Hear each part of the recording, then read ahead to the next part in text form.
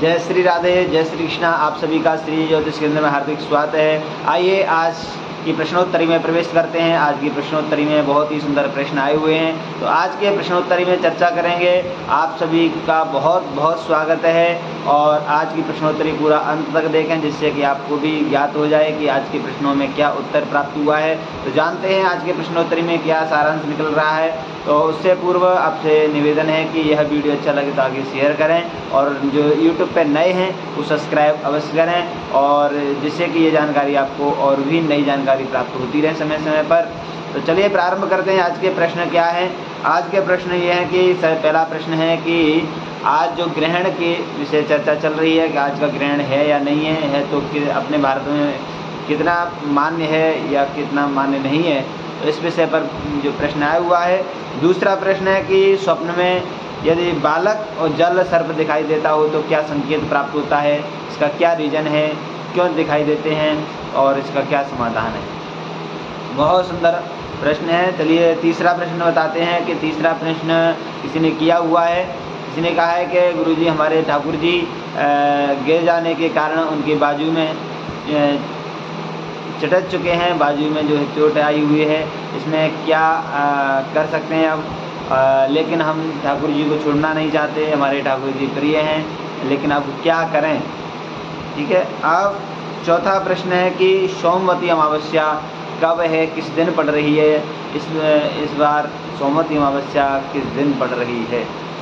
और पांचवा प्रश्न है कि किस दिशा में मुंह करके पूजा करना चाहिए, यानी किस दिशा में बैठ करके जो कि हमारा मुंह किस दिशा में रहे जब हम पूजा पाठ करें, पूजा पाठ करने के लिए किस दिशा में मुंह करना उचित रहेगा।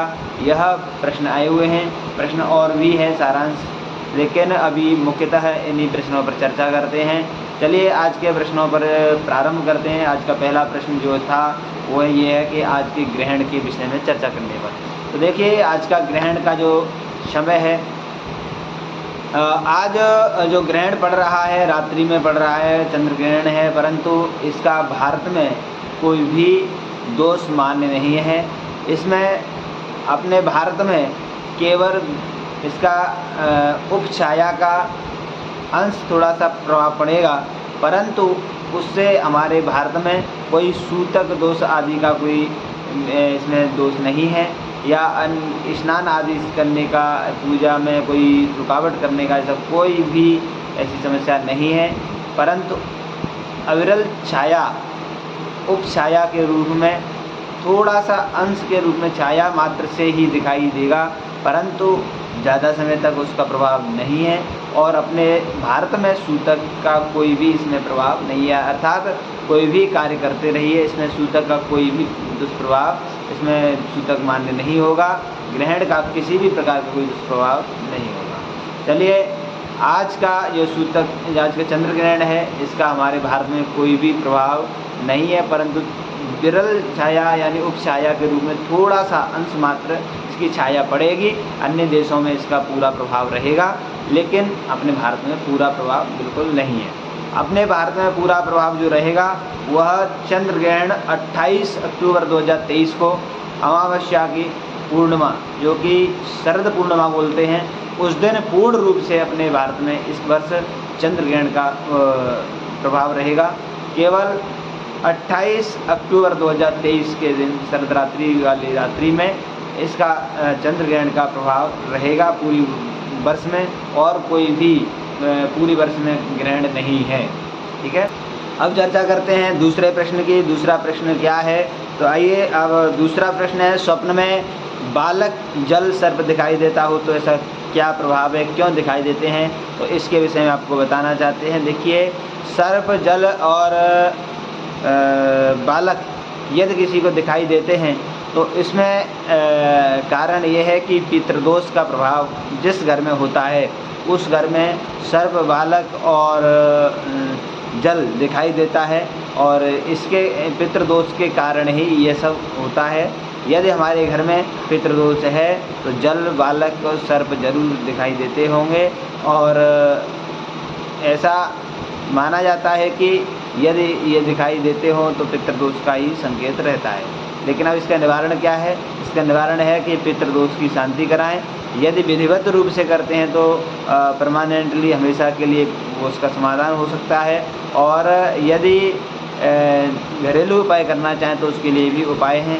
घरेलू उपाय करें, जैसे कि पीपल पर दीपक रखना प्रारंभ करें, और या फिर अपने पितरों की पूजा करें, पितरों के नाम से दीपक रखें और पितरों के नाम से प्रसाद चढ़ाएं, और पितरों के निमित्त ब्राह्मण भोजन कराएं, जो कि अमावस्या के दिन, पूरे माह में एक बार अमावस्या पड़ती है, अमावस्या के दिन पितरों के नाम से पितृकार्य अमावस्या वाले दिन ब्राह्मण भोजन कराएं, उससे भी पितृदोष में शांति मिलती है। इस प्रकार से यह रहा इसका निवारण। और अब बात करते हैं तीसरे प्रश्न पर, जो कि तीसरा प्रश्न है कि ठाकुर जी गिर चुके हैं और उनके बाजू में चोट लगी हुई है, जिसके कारण मूर्ति खंडित हो गई है, तो इसमें क्या करें? तो आपको बताएं, जैसे कि यह शुभ तो नहीं होता है, जो कि ठाकुर जी की बाजू में चोट लगना एक संकेत ठीक नहीं होता है, परंतु फिर भी वह फिर खंडित हो जाने पर, कोई भी मूर्ति होती है खंडित हो जाने पर पूजा करने योग्य नहीं रहती है। इसलिए जो ठाकुर जी हैं उनको विसर्जित करें और पुनः शीघ्र ही अपने दूसरे ठाकुर जी ला करके स्थापित करें, उनकी पूजा करें और विधिवत रूप से उनकी स्थापना करें और बढ़िया उनका पूजन प्रारंभ करें। इस प्रकार से आप अपने ठाकुर जी की पूजा सेवा करें। यदि किसी कारण मूर्ति खंडित हो जाती है तो मूर्ति खंडित की पूजा करना उचित नहीं होता है। खंडित मूर्ति की पूजा करने से नकारात्मक ऊर्जा प्राप्त होती है, जो खंडित मूर्ति नहीं होती है, सही शुद्ध पवित्र मूर्ति होती है, शुद्ध मूर्ति होती है जिसमें खंडित नहीं होती है, वह बहुत अच्छे प्रभावशाली होती है, जो कि उसमें प्रत्यक्ष देवी देवताओं का स्थान होता है। तो इस प्रकार से यह रहा तीसरे प्रश्न का सारांश। चलिए अब बात करते हैं चौथा प्रश्न, जो कि सोमवती अमावस्या इस बार किस दिन पड़ रही है। सोमवती अमावस्या का जो प्रश्न है बहुत सुंदर है, जिससे कि सब लोगों को ज्ञात हो कि सोमवती अमावस्या किस दिन पड़ रही है। पहले से ही सावधान रहें, सोमवती अमावस्या बहुत ही महत्वपूर्ण मानी गई है, जो कि पांचों पांडवों ने सोमवती अमावस्या की प्रतीक्षा करते करते इंतजार करते रहे, लेकिन सोमवती अमावस्या नहीं मिल पाई थी, जो कि सोमवती अमावस्या का बहुत ही श्रेष्ठ महत्व माना जाता है। इसके विषय में भी आपको बताएंगे, परंतु आज समय के अभाव से पूर्ण रूप से इसका महत्व नहीं बता पा रहे हैं, परंतु सूक्ष्म रूप से इतना बता देते हैं कि इसका बहुत ही श्रेष्ठ महत्व होता है। और यह सोमवती अमावस्या इस बार जो सोमवती अमावस्या पड़ रही है 17 जुलाई को श्रावण कृष्ण पक्ष अमावस्या को सोमवती अमावस्या पड़ रही है। श्रावण इस बार दो पड़ रहे हैं, जो कि 18 तारीख से अधिक मास प्रारंभ हो रहा है।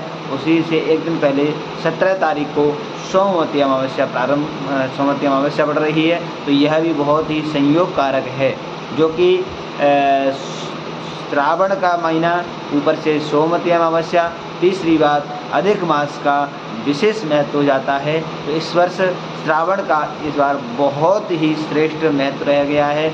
इस बार श्रावण के मास में कोई भी शिव जी की उपासना, आराधना या पूजा पाठ अर्चन करता है या कराता है, तो इस बार बहुत ही महत्वपूर्ण फल प्राप्त होने वाला है, जो कि अधिक मास और सोमवती अमावस्या दोनों ही श्रावण मास में पड़ रहे हैं। बहुत ही इसका महत्व हो जाता है। इस बार बहुत ही श्रेष्ठ अवसर रहेगा।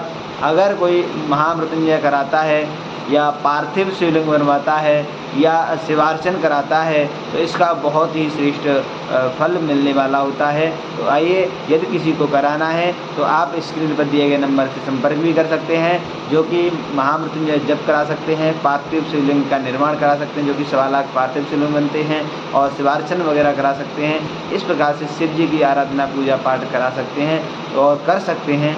इसमें बहुत ही महत्वपूर्ण लाभ प्राप्त होता है। तो आइए अब बात करते हैं 5वें प्रश्न पर। जो 5वां प्रश्न है कि किस दिशा में मुँह करके पूजा करना चाहिए। जो कि पूजा पाठ प्रतिदिन करते हैं या कभी कभार करते हैं, तब भी पूजा पाठ करने के लिए किस दिशा में महत्वपूर्ण माना गया है, तो आपको बताते हैं। पूजा पाठ करने के लिए दिशा 2 श्रेष्ठ होती हैं, जो कि पूर्व दिशा या उत्तर दिशा। पूर्व दिशा में पूजा करने से बहुत महत्वपूर्ण लाभ प्राप्त होता है और दूसरा उत्तर दिशा में भी विशेष महत्वपूर्ण होता है। तो यह 2 ही दिशा विशेष महत्वपूर्ण मानी गई हैं, पूर्व या उत्तर।